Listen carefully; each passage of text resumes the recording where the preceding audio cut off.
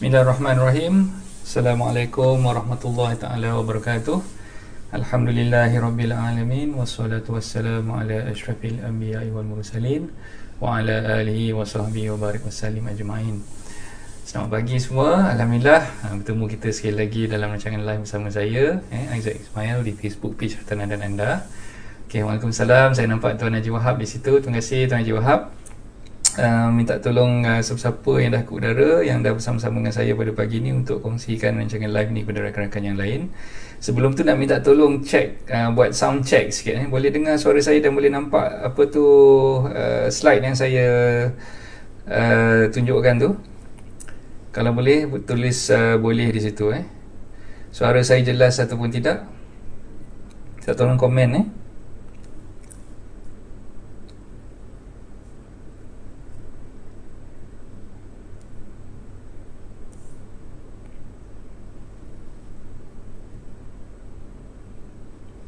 Sementara nak tunggu kawan-kawan yang lain masuk ni, siapa yang dah join ni minta tolong komen di ruangan komen. Boleh dengar dengan jelas tak suara saya?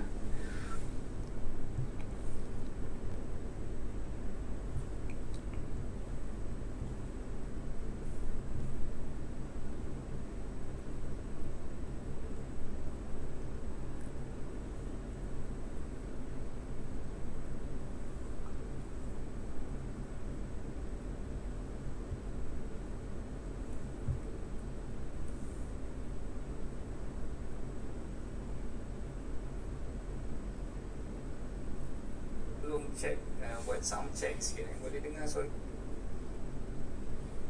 Boleh, suara jelas tapi sedikit gema sikit. Tak apa, saya try adjust balik volume ni.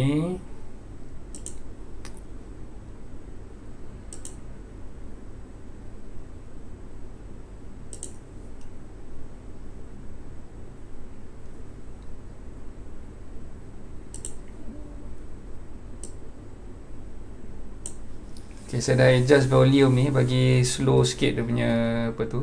Masih bergema lagi ke, Johab? Ataupun dah okey? Kalau bergema lagi, tolong komen bergema kat situ. Saya harap okey lah apa ni yang terindah. Waalaikumsalam, terima kasih. Okey, suara jelas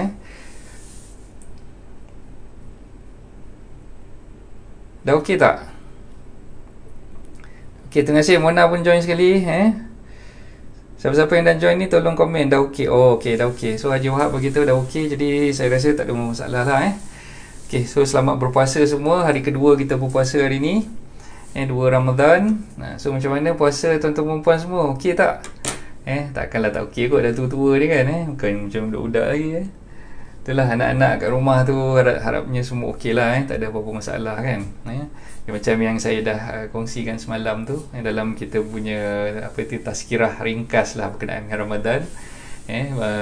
Saya ada share sikit lah nak bagi anak tu lembut hati. Kita baca Alam Nasrah.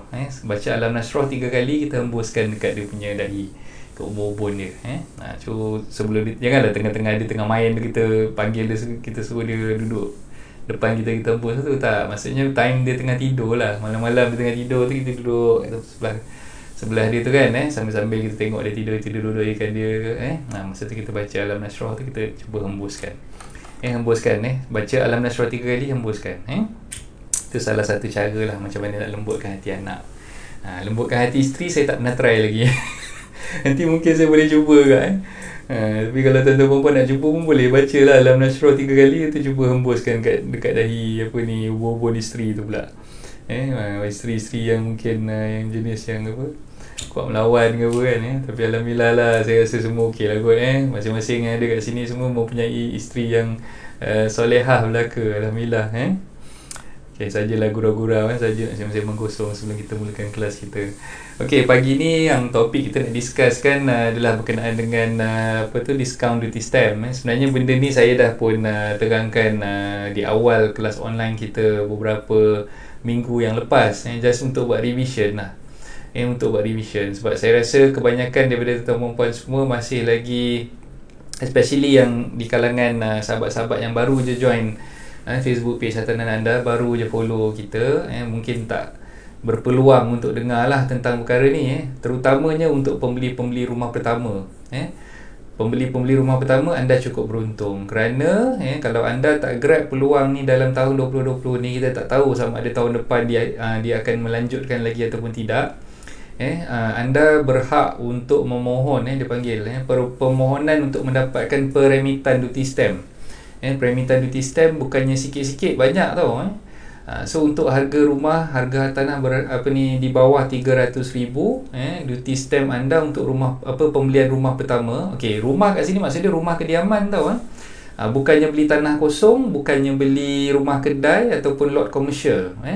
So yang rumah kedai ke tanah kosong ke lot komersial ke tak termasuk. Dia hanya terhad untuk pembelian pertama rumah kediaman sahaja. So takrifan rumah kediaman ni, kalau ikutlah apa yang dah dikeluarkan dalam PUA ataupun perkeliling yang dikeluarkan oleh Lembaga Hasil Dalam Negeri, warta kerajaan yang dah dikeluarkan tu, sebenarnya kalau ikutkan dia punya definisi rumah kediaman ni memang sangat ketat lah. Dia tak termasuk SOHO, small office, home office, tak termasuk SOVO, tak termasuk SOFO, dan dia tak termasuk juga dia panggil service apartment. Okay, tapi tak apa, nanti from time to time kita akan discuss kita punya slide yang ada tu, nanti saya akan terangkan pada tuan-tuan perempuan lah macam mana kita nak buat permohonan tu. Okay, so untuk pagi ni saya mohon siapa-siapa yang nak join ni tolong kongsikan, sharekan, tekan button share tolong sharekan kepada rakan-rakan yang lain. Bagus tuan, macam nak tambah cawangan dia. Oh tak, tu cawangan rumah mungkin, cawangan orang rumah tak lah. Biar orang kata, biar ada seorang, tapi orang kata seorang pun dah pening kepala kan. Tak payah nak tambah-tambah. Azam ni saja je nak bagi, orang kata kita panas pula bagi ni kan. Okay, so siapa-siapa yang dah join ni tolong tekan button share, kongsikan. Baru ada berapa mata ni, 7 mata je yang tengok ni. Tak ramai lagi 7 mata ni. Selalu kita dalam 20 orang kan. Ni pagi-pagi Sabtu ni mungkin banyak yang masih berlingkor atas katil ke, tidur lagi kan. So daripada diorang tidur, baik kita kejutkan diorang dengar lah apa yang saya nak kongsikan pada pagi ni. Okay, so insyaAllah kita boleh mulakan kita punya topik perbincangan pada pagi ni berkenaan dengan diskaun duty stamp untuk pembeli rumah pertama. Okay, bismillahirrahmanirrahim. Sekali lagi, Assalamualaikum warahmatullahi taala wabarakatuh.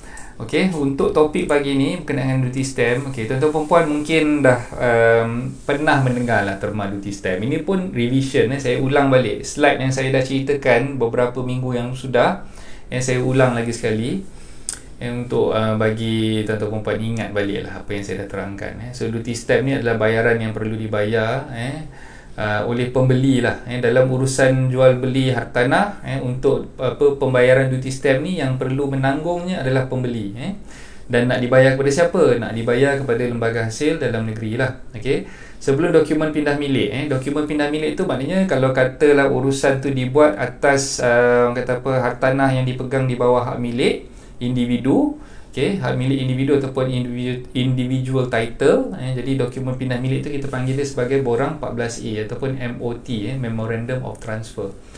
Okay, jadi duty stamp tu kita perlu bayar sebelum kita boleh daftarkan dokumen Memorandum of Transfer tu di pejabat tanah. Okay, kalau katalah hartanah yang tuan-tuan perempuan beli ni adalah hartanah di bawah hak milik induk ataupun master title. Master title dia berbeza maksud dia still kena bayar juga stamp duty, tapi kita bayar stamp duty tu untuk dokumen, bukan dokumen MOT, tapi dokumen tu kita panggil deed of assignment ataupun surat ikatan serah hak. Jadi dua-dua dokumen ni, MOT dan juga DOA, dua-dua ni kena matikan stamp lah. Okay, itu untuk buat urusan pindah milik. Kalau dokumen DOA tadi kita tak daftarkan di pejabat tanah, tapi kita daftarkan di apa yang dipanggil sebagai surat kuasa wakil ataupun power attorney di Mahkamah Tinggi. Okay, jadi dua dokumen tadi tu. Yang pertama MOT untuk yang dah ada individual title, jadi kita bayar stamp duty-nya dan kita daftarkan dokumen MOT tu di pejabat tanah. Okay, yang kedua deed of assignment. Okay, kita bayar stamp duty-nya dan kita daftarkan di Mahkamah Tinggi lah.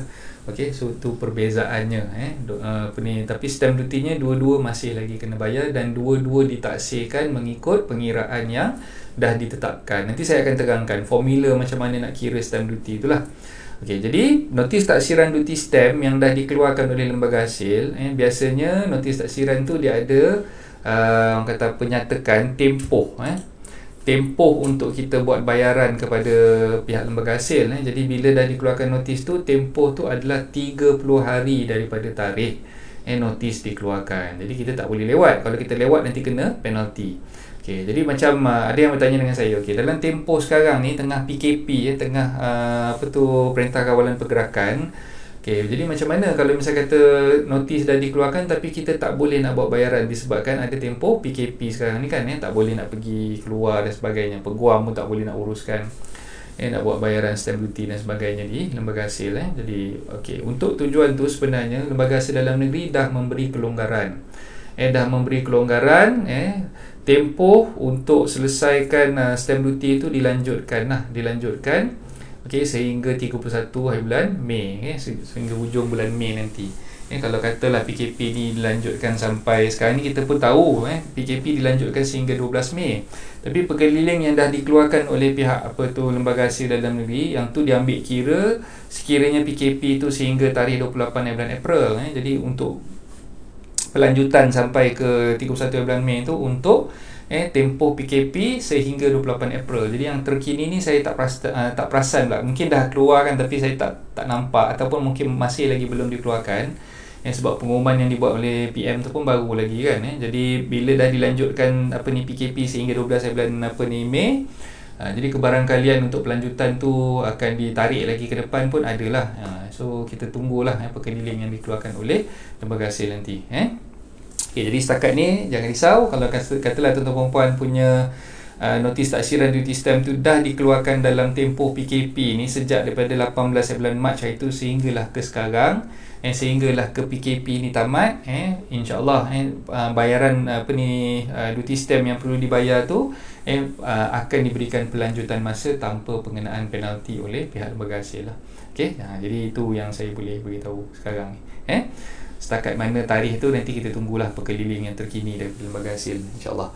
Okey, jadi apa dokumen-dokumen yang perlu distamkan dalam urusan jual beli hartanah. Okey, so itu senarai-senarai dokumen yang perlu matikan stamp lah untuk urusan jual beli hartanah. Okey, termasuklah perjanjian jual beli, borang pindah milik 14A ataupun borang surat ikatan serah hak DOA, perjanjian pinjaman, loan tuan-tuan perempuan dengan pihak bank perlu dimatikan stamp juga, borang gadaian 16A perlu bayar juga stamp duty, surat tawaran pinjaman letter offer untuk loan tuan-tuan perempuan dengan pihak bank, akuan berkanun ataupun bahasa English ni kita panggil sebagai statutory declaration ataupun SD. SD ni pun perlu dimatikan stamp, dan juga lain-lain dokumen lah yang dimestikan untuk di stamp oleh pihak pembeli. Jadi kalau katalah ada bank yang tuan-tuan perempuan buat pinjaman dengan bank, biasanya bank dia akan keluarkan arahan lah. Bank akan keluarkan arahan dokumen-dokumen mana yang perlu dimatikan stamp. Jadi bila dapat dia arahan tu, insya-Allah lawyer dah terima arahan tu, kita akan bantu untuk matikan stamp di pejabat lembaga hasil lah. Okey, jadi itulah antara senarai dokumen-dokumen yang perlu dimatikan stamp.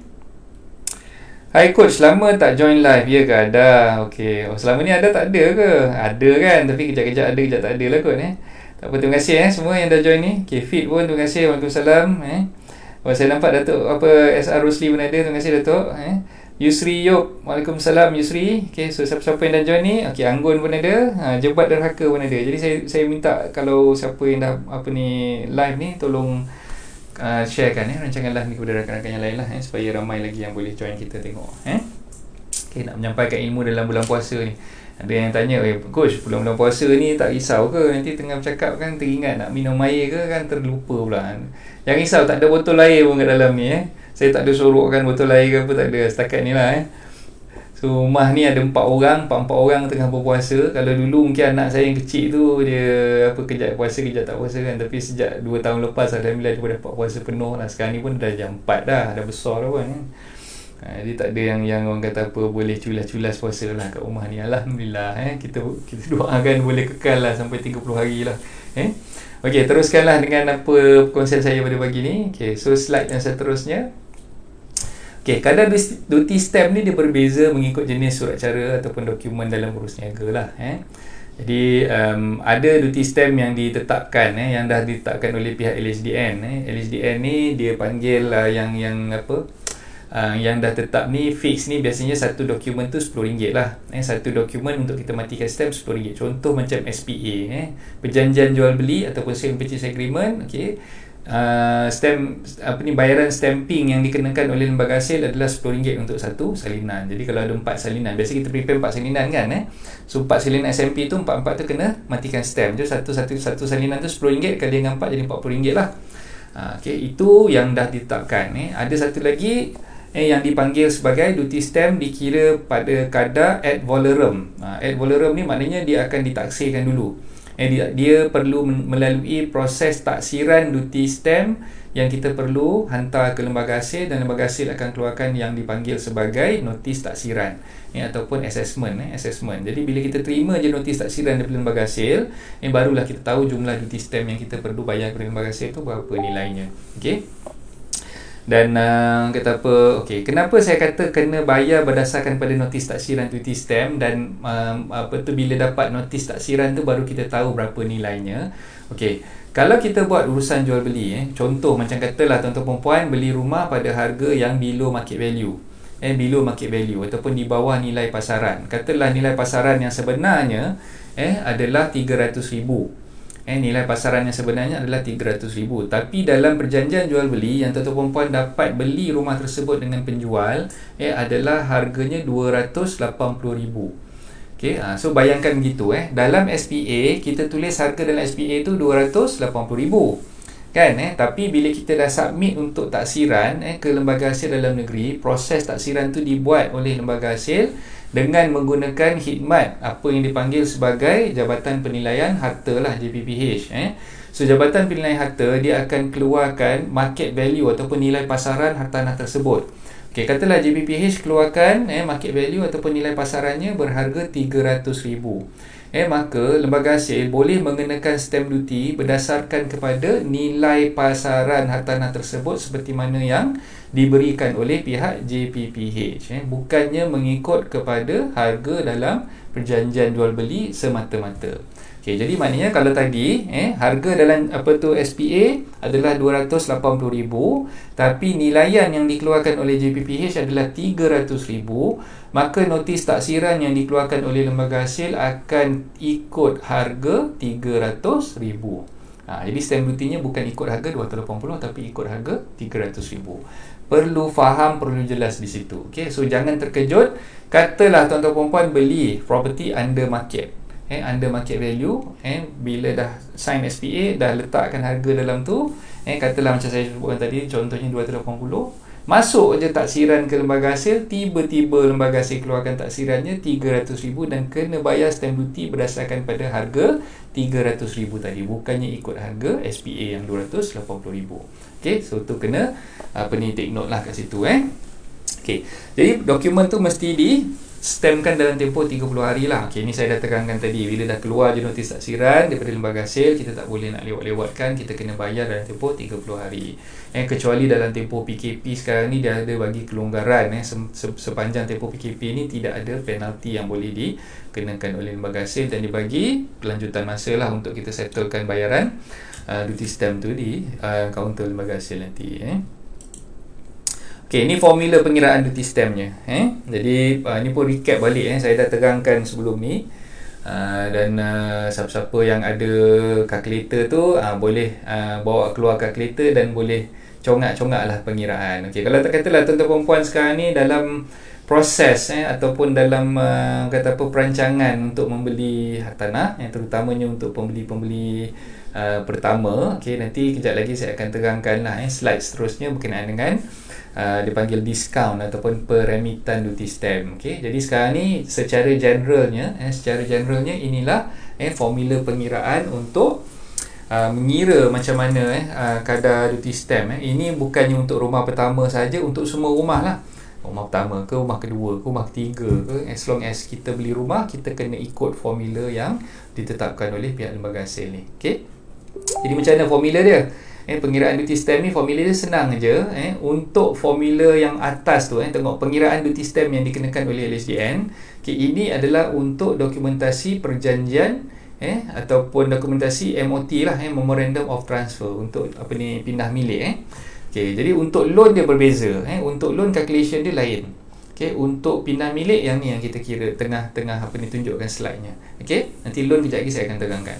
Okey, pengiraan duty stamp yang dikenakan oleh LHDN untuk 100,000 yang pertama, bayarannya adalah 1%. Jadi kalau katalah tuan-tuan puan beli rumah berharga 80,000.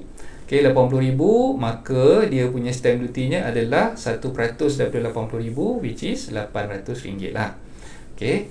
So kalau katalah tuan-tuan puan beli hartanah yang berharga 200,000. Okey, jadi 200,000 formula dia kena tengok yang part yang pertama 1%. Okey, part yang kedua untuk 400,000 yang berikutnya kita kalikan dengan 2% pula. Okey, jadi maknanya kalau 200,000 harga yang tuan-tuan puan kena bayar untuk stamp duty ni, pengiraannya adalah 100,000 yang pertama tu kita kalikan dengan 1%. Okey, 100,000 yang pertama kalikan dengan 1%, dapatlah 1,000, betul tak? Yalah, 100,000 kali 1% dapatlah 1,000.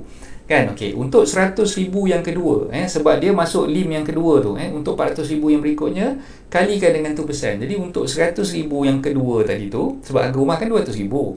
100,000 yang pertama dah 1%, 100,000 yang kedua tu kena kalikan dengan 2% pula. Faham ke faham?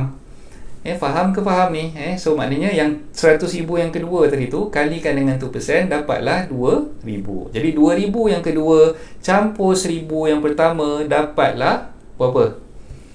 3,000 lah. Itu untuk tuan-tuan puan yang beli rumah berharga 200,000. Okey, ini saya tak cerita pasal diskaun lagi. Diskaun kejap lagi. Okey, ini secara general macam mana nak fahamkan dia punya pengiraan duty stamp tu. Okey, so untuk baki harga beli yang tinggal kalikan dengan 3% pula. Okey, katalah tadi pengiraan tadi untuk 100,000 yang pertama, lepas tu 400,000 yang kedua. Senang cerita tuan-tuan puan, anggap rumah tu kalau harganya atas daripada 500,000, pengiraan yang berikutnya tu kena kalikan dengan 3% pula. Dia makin lama makin tinggi. Harga rumah tu makin tinggilah percentage yang dikenakan oleh lembaga hasil. Okey, jadi contoh saya dah tunjukkan kat bawah tu. Okey, sebagai contoh, sekiranya harga jual tanah tersebut berharga 600,000, pengiraan duty stamp yang boleh dikenakan oleh pihak LHDN adalah seperti berikut.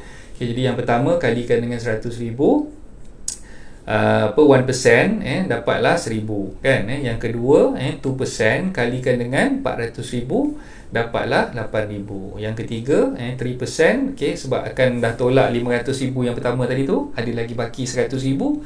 Jadi 100,000 yang ketiga tu kalikan dengan 3% pula, dapatlah 3,000. Jadi campurkan semua sekali, 1,000 yang pertama, 8,000 yang kedua, dan juga 3,000 yang ketiga. Jadi campur-campur dapatlah 12,000. Untuk pembelian rumah berharga 600,000, tuan-tuan dan puan perlu sediakan duit sebanyak 12,000 untuk dibayar kepada lembaga hasil dalam negeri untuk apa yang dipanggil sebagai stamp duty pindah milik. Okey, so boleh dapat apa yang saya terangkan tadi?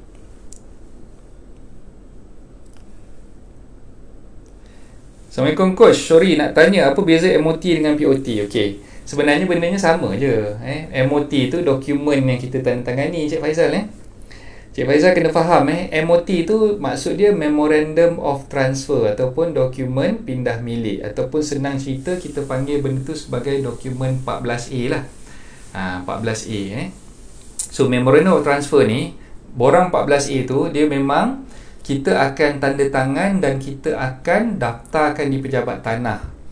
Okey, jadi POT yang dimaksudkan oleh Cik Faizal ni adalah Perfection of Transfer. Okey, POT ni kita lebih sinonim dalam urusan untuk mendaftarkan pindah milik sekiranya kita beli dulu. Okey, contohlah macam Cik Faizal beli, katalah beli dulu dengan pemaju, masa tu belum ada geran individu.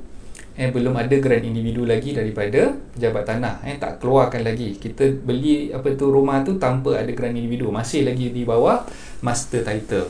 Jadi bila kita nak buat urusan pindah milik, nak tukar nama daripada nama pemaju, okey, ni ceritanya katalah sekarang ni geran individu tu dah dikeluarkan oleh pejabat tanah, baru je dikeluarkan oleh pejabat tanah.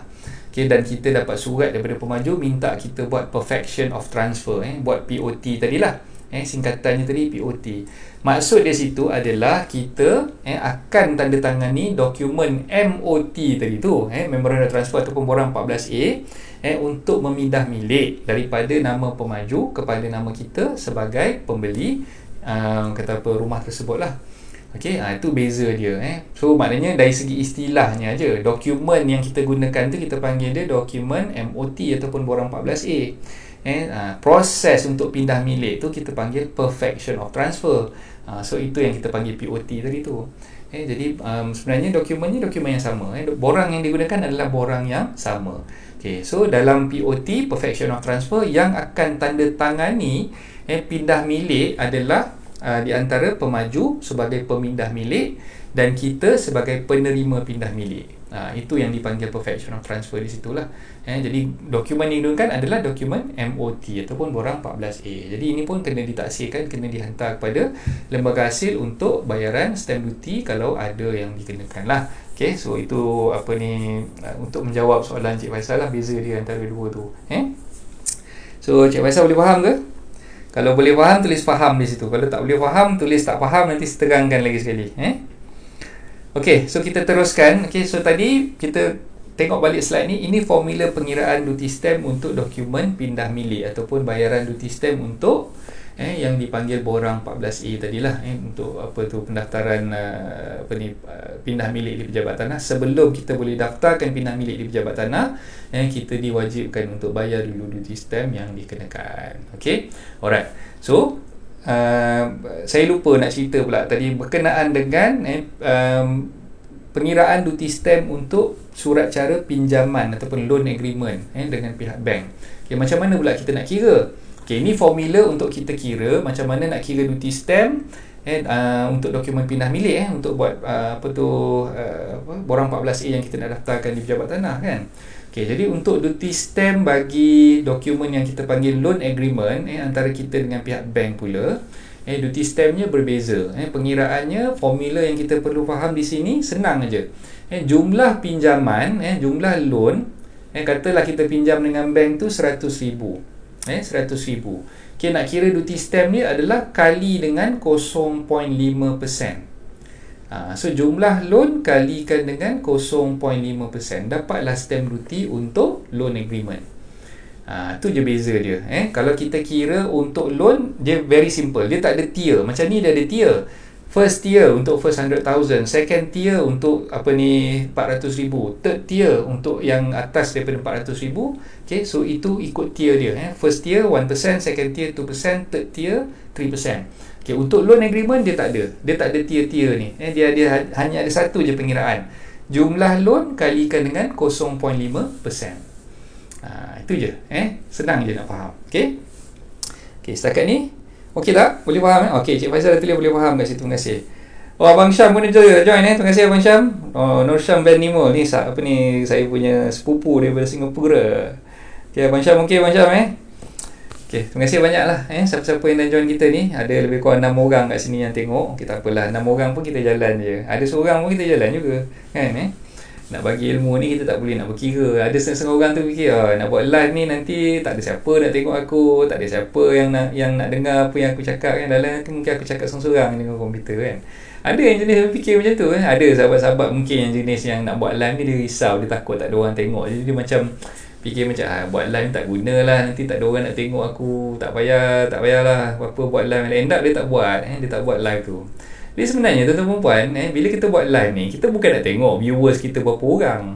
Kita bukan nak tengok kata apa ada orang nak dengar ke apa yang kita cakap, ataupun ada orang yang nak tengok ke apa yang kita buat live ni kan. Sebenarnya tu tanggapan yang salah. Kita buat live ni sebenarnya adalah untuk kita memberi ilmu pada orang, untuk memberi manfaat pada orang. Kita sebarkan ilmu, tanpa ada perasaan rasa macam lepas ni kalau tak ada orang tengok ni tak payahlah buat live kan. So rasa macam dah mula rasa macam sia-sia lah dia buat live ni, tak ada orang tengok, jadi dia rasa sia-sia kan. Kalau tuan-tuan puan fikir macam tu, sampai bila-bila pun tuan-tuan puan takkan mulakan langkah untuk buat live video macam ni. untuk buat FB live macam ni kan. So bagi saya buat live ni, tujuan saya buat live adalah untuk menyampaikan ilmu, untuk menyampaikan apa yang saya ada, sedikit sebanyak apa yang saya ada tu saya sampai kepada tuan-tuan perempuan. Tuan-tuan perempuan tengok, dapat manfaat. Setidak-tidaknya bila dapat manfaat tu, alhamdulillah, kalau ada rezeki saya, dapatlah pahala dekat saya pula kan, sebagai amal jariah saya. Nak bulan puasa ni kan, senang-senang je dapat pahala kan.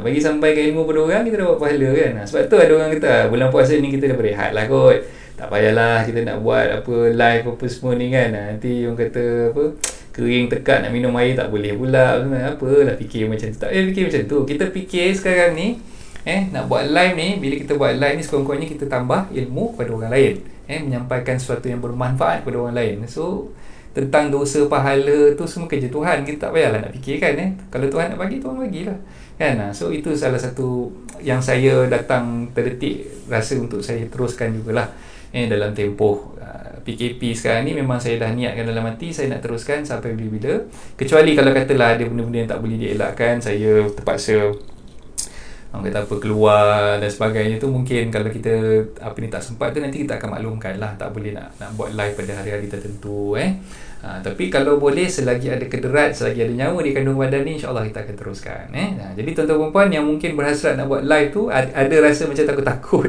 buat live ni tak ada orang tengok, nanti orang gelakkan ke apa ke, tak payah fikir. Nak buat live ni buat je, apa benda yang nak disampaikan tu sampaikan aja.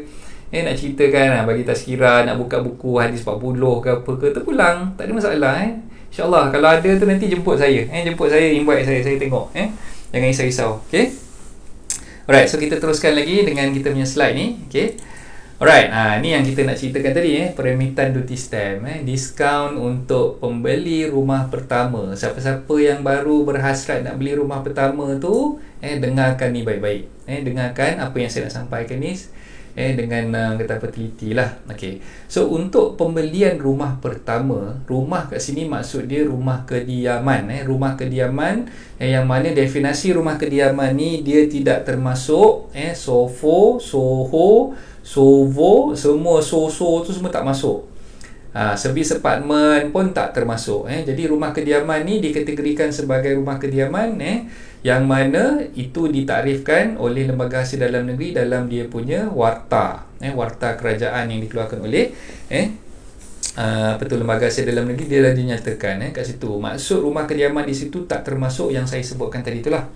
Jadi kita boleh takrifkan rumah kediaman ni very straightforward. Rumah, katalah rumah teres ke, rumah kondo ke, rumah apartmen ke, as long as dia tidak ada definisi yang melibatkan servis apartmen, SOHO, SOFO, SOVO dan sebagainya.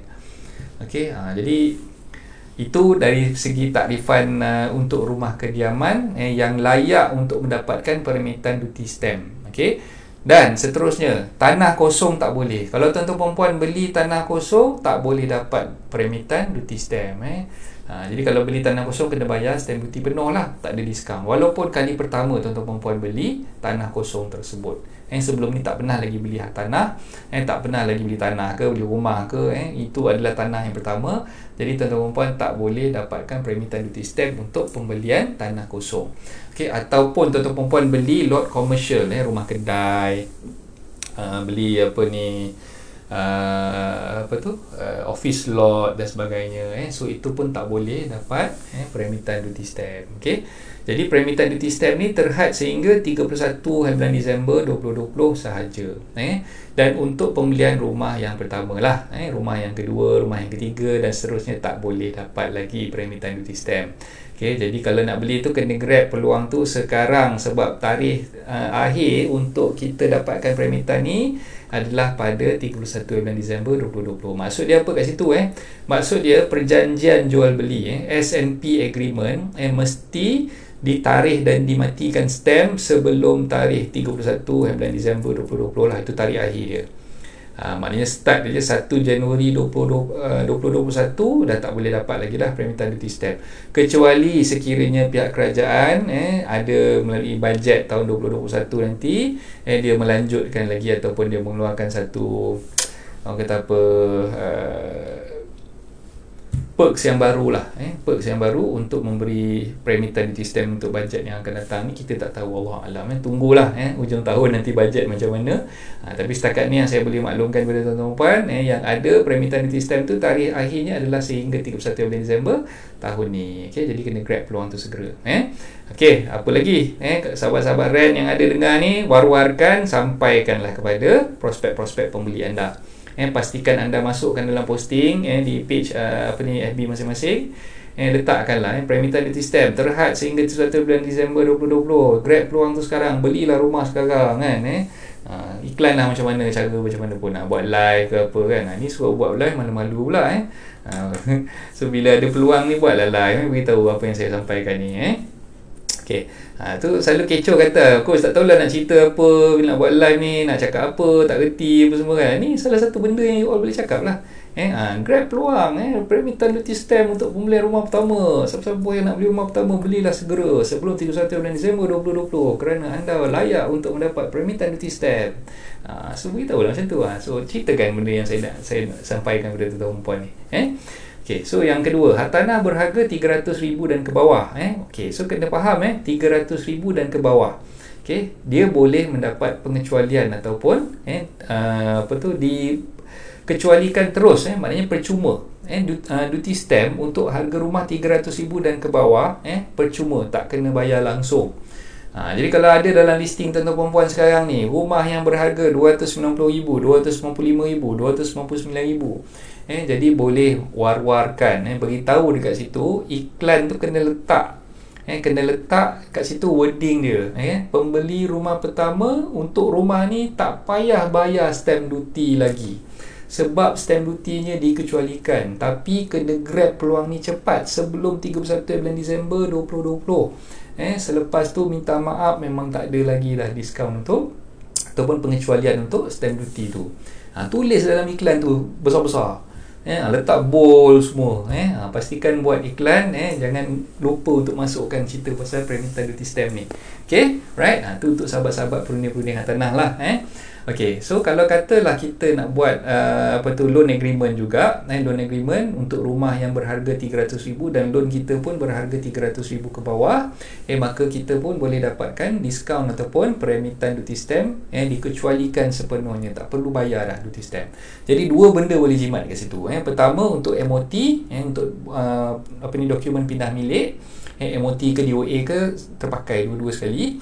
So dokumen pindah milik kita boleh dapat pengecualian duty stamp penuh untuk harga rumah 300,000 dan ke bawah. Okay, rumah pertama. Okay, dan yang kedua untuk pinjaman, loan agreement. So kalau katalah tadi kita pinjam loan 250,000 sebagai contoh, kalikan dengan 0.5%, itulah stamp duty yang kita perlu bayar kepada lembaga hasil. Tapi disebabkan adanya pengecualian duty stamp ni, maka kita tak perlu lagi nak bayar kepada lembaga hasil. So ada dua penjimatan di situ. Untuk MOT kita jimat, untuk loan agreement pun kita jimat.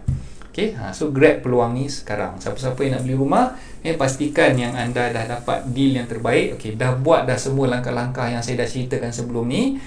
Saya ada buat satu FB live hari tu, yang discusskan topik sebagai pembeli rumah pertama, apa yang anda perlu lakukan kan.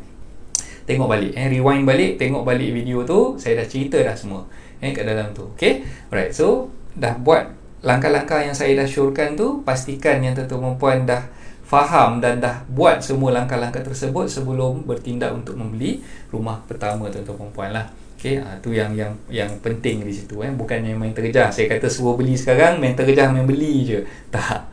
Okay, saya minta tuan-tuan puan pastikan tuan-tuan puan dah tengok video saya tu, dah ceritakan apa yang langkah yang tuan-tuan puan kena beli. Kena rancang kewangan, kena tengok bajet, kena tengok location, macam-macam saya dah cerita dalam tu.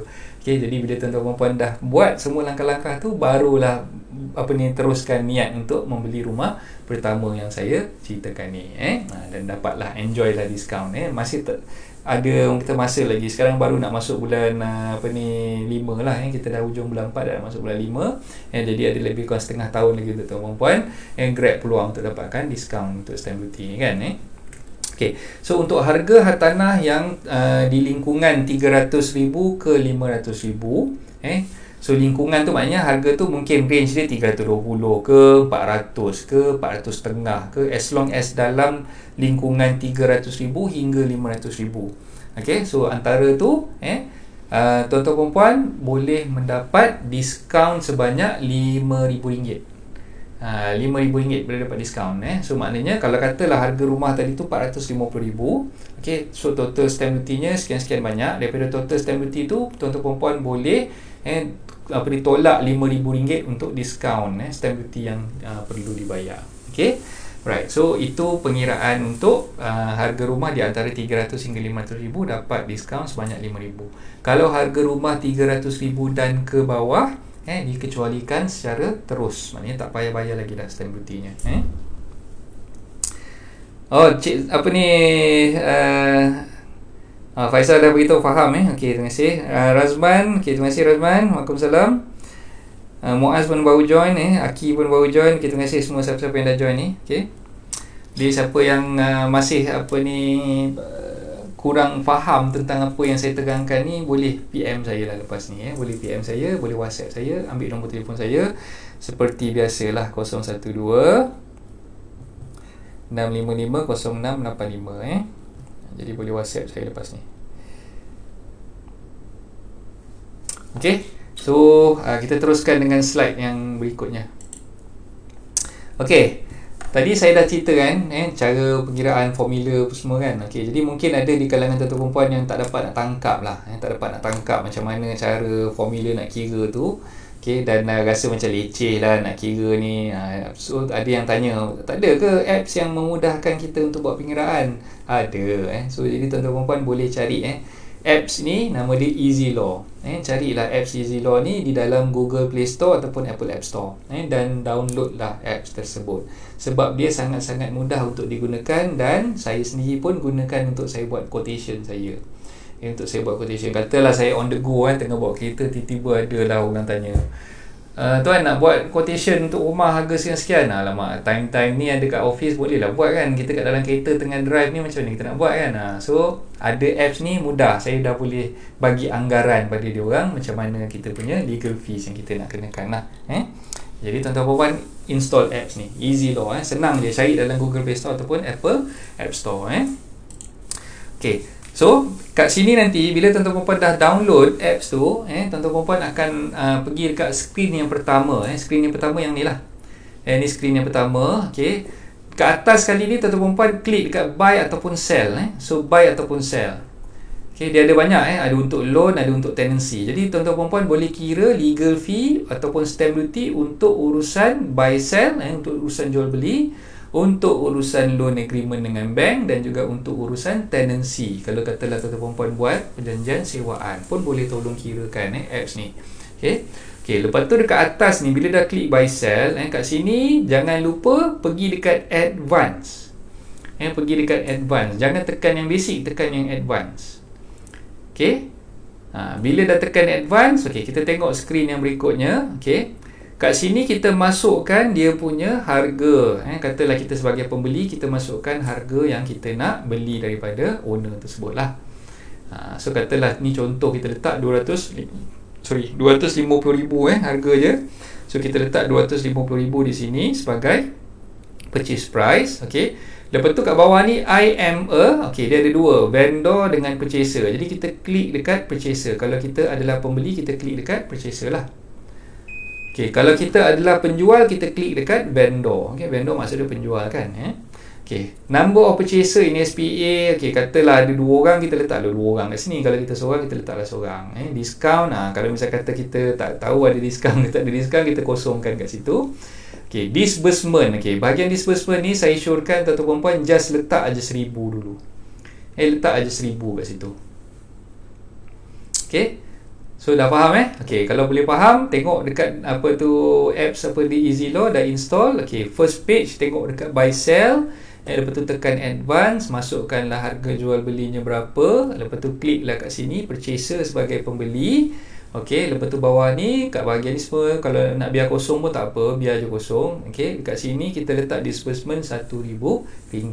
Okey, lepas tu klik, dia ada button next kat situ kat bawah tu, tak nampak pula kat sini. Ada button next tu, kita boleh klik next kat situ lah. Okey. Okey, sorry, bukan next. Dia button dia calculate. So kita apa ni? Lepas tu bawah ni, dekat bawah sekali dekat page yang tadi yang sebelum ni saya tunjuk tu, yang tuan dah masukkan disbursement 1000 kan. Lepas tu kat bahagian bawah sekali ni, okey, first time buying a residential house, click yes. Jangan lupa klik yes kat sini. Kalau tak, nanti dia akan auto pergi kat no. Klik yes kat sini. Maknanya tuan-tuan perempuan sebagai pembeli rumah yang pertama, nak tahu ada diskaun ke tidak untuk apa ni, duty stamp tu, kita kena klik yes kat sini. Okey, kena klik yes. Okey, bila dah klik yes, baru kita tekan calculate. So bila dah tekan calculate, dia akan pergi kat page yang seterusnya. Inilah dia pengiraan untuk macam mana kita nak kira legal fees, dan juga macam mana kita nak kira stamp duty untuk rumah pertama berharga RM250,000. Okey. So legal fees, legal fee kat sini dia akan kira, saya dah discuss topik legal fee sebelum ni.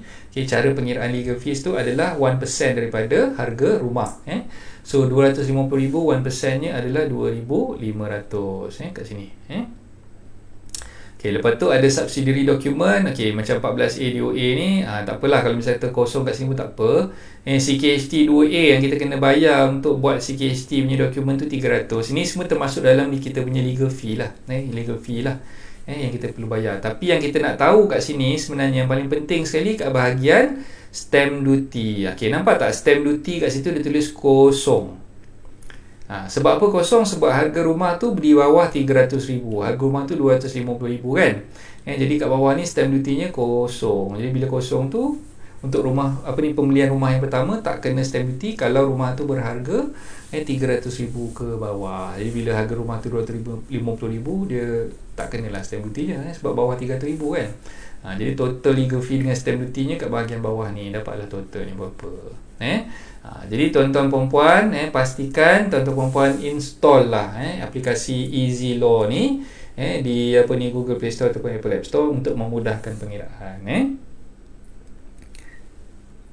Bagus apps Easy Law ni coach. Memang banyak membantu tugasan RAN. So itulah bukan untuk RAN saja, untuk siapa-siapa pun benda tu percuma, tak payah bayar pun. Tak payah bayar, percuma, dan senang kira kan. So kita install siap-siap dalam phone kita. Tak memberatkan phone pun, dalam berapa, tak sampai berapa meg, saya pun tak pastilah, dalam 2 meg kot. Phone tuan-tuan pun semua kan memori semua besar-besar kan, semua phone canggih-canggih kan. Jadi tak memberatkan pun. So pastikan, especially untuk RAN, saya cadangkan RAN mesti install apps ni. Kalau tak install susah nanti. Setiap kali nak minta quotation tak kena telefon lawyer kan. Bukan saya nak kata tak boleh telefon saya, boleh. Kalau saya nak minta saya buat quotation tu, alhamdulillah, rezeki nak datang, takkan kita nak tolak kan. Kita terima je. Tapi untuk memudahkan you all buat pengiraan tu, saya cadangkan install je lah apps Easy Law ni kan.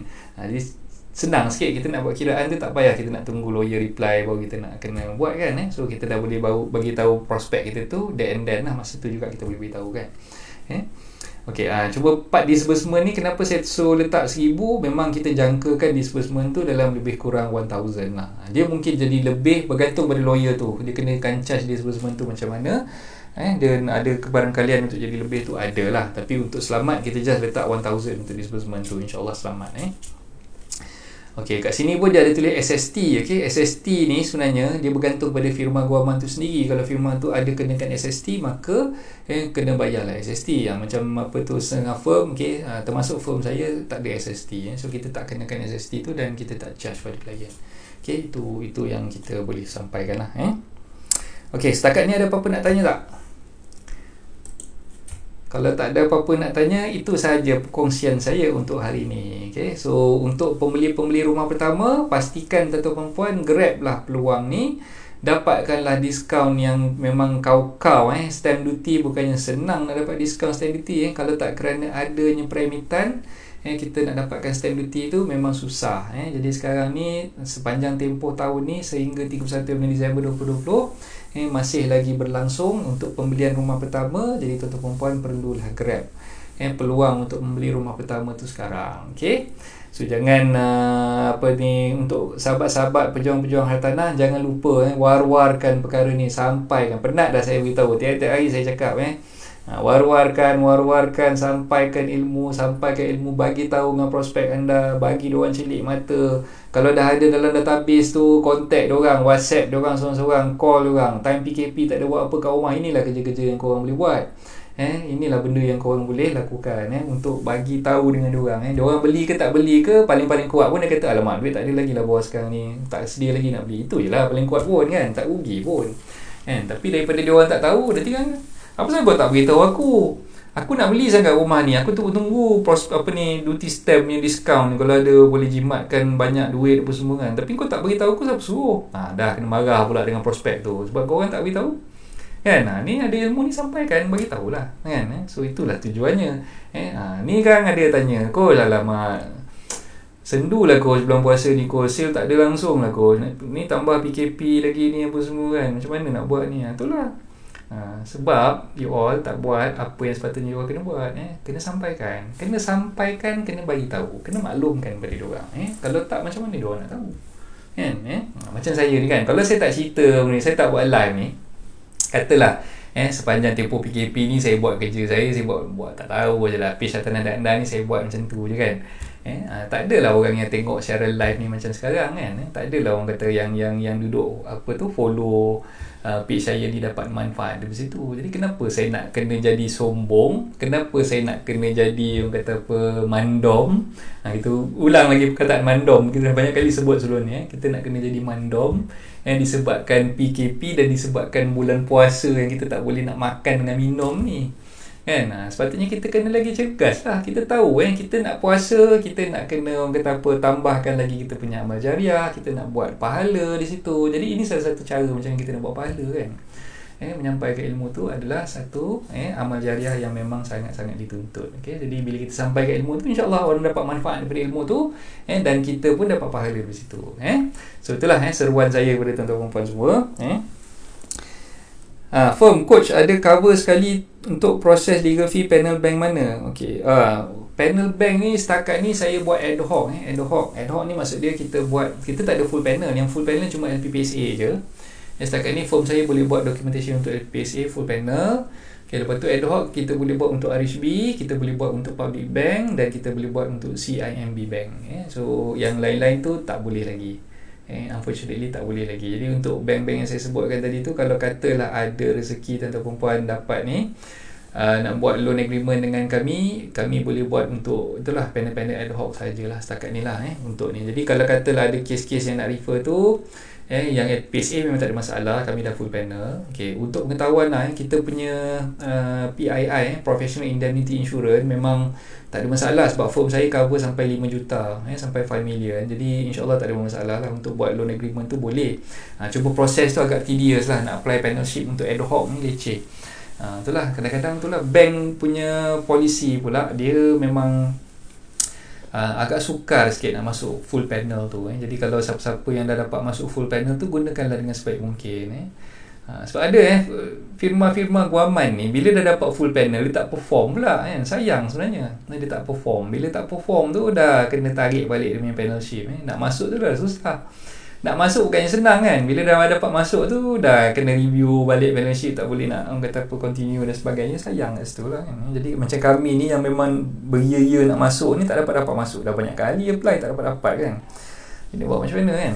So itu bukannya orang kata kita punya budi bicara ataupun bidang kuasa kita. Jadi kita apply je lah. Apply dapat tak dapat tu belakang kira lah. So macam sekarang ni kita boleh buat ad hoc je lah. Buat ad hoc kita belasah je lah kata kan. Ada rezeki ada. Kalau tak ada, tuan-tuan perempuan nak buat SMP dengan saya tapi loan agreement buat dengan lawyer lain, tak ada masalah, boleh je. Ada je kawan-kawan saya yang dapat full panel dengan bank-bank ni. Jadi ada kes yang mana saya buat SPA, so loan agreement saya paskan kat kawan yang ada full panel. So boleh, tak ada masalah. InsyaAllah tak ada isu lah kat situ. So saya dah jawab soalan Muaz. Ada apa-apa lagi Muaz nak tanya? Oh, Amirul Aizat mana ada? Lama tak nampak Amirul ni. Kuzairah Khamsah, Kuzai ada lagi ke? Ke dah left dah. Siapa yang dah mengikuti siaran live ni pada awal tadi, saya ucapkan terima kasih. Semoga sedikit sebanyak apa yang saya sampaikan tu mendatangkan manfaat kepada semua. Dan dalam tempoh kita berpuasa ni, jangan lupa lah kita sambil-sambil berpuasa ni kita ingat-ingatkan lah Ingat mengingati satu sama lain. Dalam bulan puasa ni bukan bulan untuk kita berehat, bukan bulan untuk kita orang kata apa, makan apa ni, lepas sahur tidur, lepas zuhur tidur, lepas asar tidur. Bukan tu sebenarnya. Kita dalam bulan puasa ni kita kena lagi bersemangat sebenarnya. Lebih bersemangat, lebih bersedia untuk menghadapi apa jua dugaan yang bakal melanda. Dan sekarang ni bagi saya, bila dalam tempoh PKP kita tak boleh nak keluar rumah apa semua, banyak sebenarnya perkara yang kita boleh buat dalam bulan puasa ni kan. Kita boleh baca Quran, bertadarus, kita boleh ajar anak-anak kita. Kalau dulu anak kita ni mungkin tak berapa diberikan perhatian kan, kita boleh duduk dengan diorang, kita boleh tengok diorang buat homework dan sebagainya, macam-macam lah. Kalau katalah cikgu tak sempat nak bagi homework, kita bagi homework ke diorang lah. Belikanlah diorang buku. Sekarang buku-buku online pun banyak kan. Kalau kata yang jenis kaki-kaki main game apa semua tu, mungkin masa ni ialah kata anak mungkin kecil-kecil lagi. Macam anak saya darjah 4 kan, yang kecil tu darjah 4. So yang sebelum tu ni SPM, dia memang sentiasa sibuk dengan kelas dia lah. Untuk SPM tahun depan ni kan, ialah tahun ni dah tak boleh naik SPM, kena tangguhkan tahun depan. Jadi itulah dia sibuk dengan dia punya study dan sebagainya. Jadi yang macam anak lelaki saya tu, saya belikan dia buku, saya suruhkan dia baca buku, dan saya minta dia buat ulasan buku yang dah baca tu, apa ulasan tentang buku tersebut lah kan. Kalau tak ada kerja, saya duduk dengan dia, saya main game dengan dia. Yalah, budak umur darjah 4 kan, baru 10 tahun, kita puaskan main selagi dia masih kecil tu, kita manjakan dia lah kan. So itulah yang ni. So sambil-sambil tu kita ni lah, buatlah perkara-perkara yang bermanfaat. Buka puasa tu sambil-sambil nak tunggu wife masak tu, kita tolonglah kan, apa-apa yang patut tu. Kalau jenis yang mungkin tak reti ke dapur apa semua tu, buatlah apa-apa benda yang bermanfaat yang lain. Banyak je perkara yang kita boleh buat kan, sambil-sambil kan. Noted coach, no more soalan. Okay, terima kasih. Siapa-siapa yang dah join kita rancangan live kita pada pagi ni, saya ucapkan terima kasih. Semoga dapatlah sedikit sebanyak manfaat daripada apa yang saya telah kongsikan. Jadi jangan tunggu lama-lama. Siapa-siapa yang nak beli rumah tu untuk tahun 2020 ni, masih lagi ada diskaun stamp duty. Okey, saya recap balik. Pembelian rumah pertama berharga RM300,000 ke bawah, tidak ada stamp duty yang boleh dikenakan untuk dokumen pindah milik dan juga dokumen pinjaman dengan pihak bank. Okey, jadi ambillah peluang tu. Dan bagi yang beli rumah berharga RM300,000 ke RM500,000, diskaun sebanyak RM5,000 diberikan oleh Lembaga Hasil Dalam Negeri. Jadi untuk pembelian rumah pertama, inilah masanya tuan-tuan puan, ambillah peluang ni untuk membeli hartanah pertama tuan-tuan puan-puan semua sekarang. Okey, so untuk sahabat-sahabat pejuang-pejuang hartanah, perundi-perundi hartanah di luar sana, jangan lupa sampaikan maklumat ni kepada prospek-prospek anda, supaya mereka dapat maklumat tu dan dapat gunakanlah peluang ni untuk mereka membeli rumah pertama mereka. Okey, so itu saja untuk saya kongsikan pada tuan-tuan puan pada hari ini. Okey, saya ucapkan ribuan terima kasih kepada anda yang telah join. Saya minta maaf kalau ada terkasar bahasa, tergeliat lidah dan sebagainya sepanjang kita punya sesi sharing pada pagi ni. Tambah-tambah dengan berpuasa waktu tu, manalah tahu ada terperli pula tuan-tuan perempuan, terasa pula hati di situ kan. Saya minta maaf lah. Saya tak, bukan niat nak menyakitkan hati ataupun nak membuatkan tuan-tuan perempuan terasa, tapi saya sampaikan tu untuk bagi peringatan, untuk orang kata apa, menjentik minda dan meniupkan semangat pada anda semua. Saya anggap anda ni macam adik-beradik saya sendiri. Anggaplah apa yang saya sampaikan sebagai nasihat yang membina untuk tuan-tuan perempuan berubah. Okay? So yang belum buat live tu, buat live. Yang belum sampaikan ilmu tu, sampaikan. Okay? So buatlah apa yang terbaik untuk kita sama-sama. Okay, itu saja perkongsian saya. Assalamualaikum warahmatullahi taala wabarakatuh.